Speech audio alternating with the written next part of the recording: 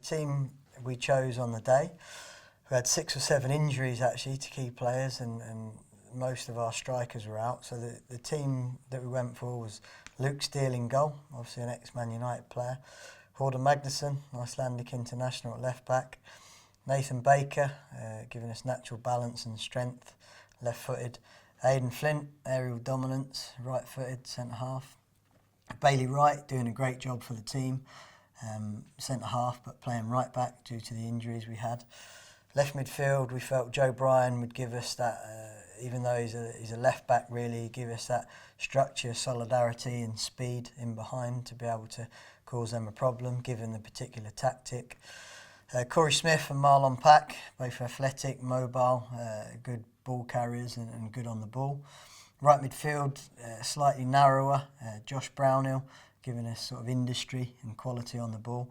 And then on the day, we decided to play with 2 false nines that we'll talk about later. Bobby Reid, that can actually do both, come short and go long, and Jamie Patterson up front. On the day, Manchester United were 4-3-3. I'd managed to go and watch the game versus Man City, and it was interesting to watch that game because the way Man City played on that particular day influenced the way we was going to play.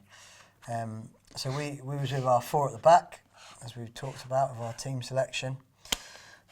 2 wide men were given really important job roles to stretch the game, to go high and wide, force their fullbacks and actually not try and get involved in the play too much in the initial phase.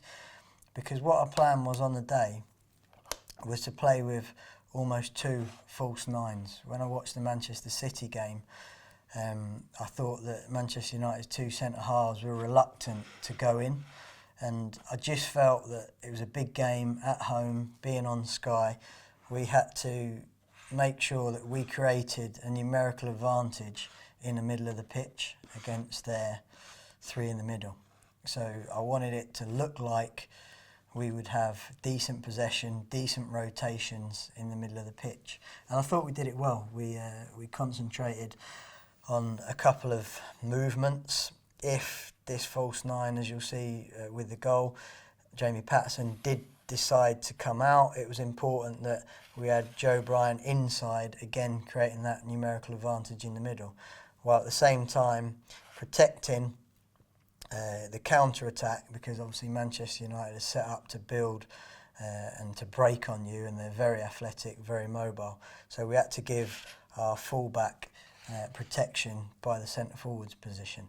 And sometimes that meant that it was going to be difficult to go and actually get shots on goal, but we felt, given the fact that Manchester United maybe wouldn't want to look like they have to work hard against us, we felt our busy little footballers might be able to gain a bit of an advantage.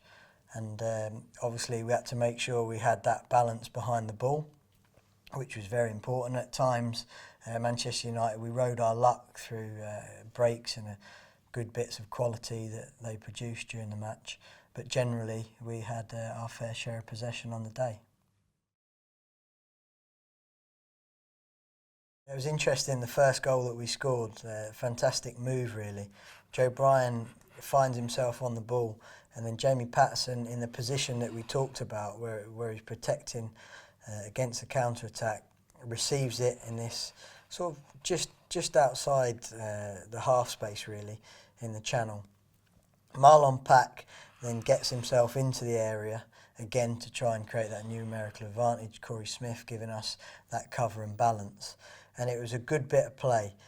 Flicked over, I think it was Daley Blind on the day, set back, a little ball into Pack, who then Joe Bryan was able to continue his run and overlap, if you like. Great little ball, and obviously a fantastic strike in the corner of the net, and one that puts Joe in the history books of Bristol City, that's for sure.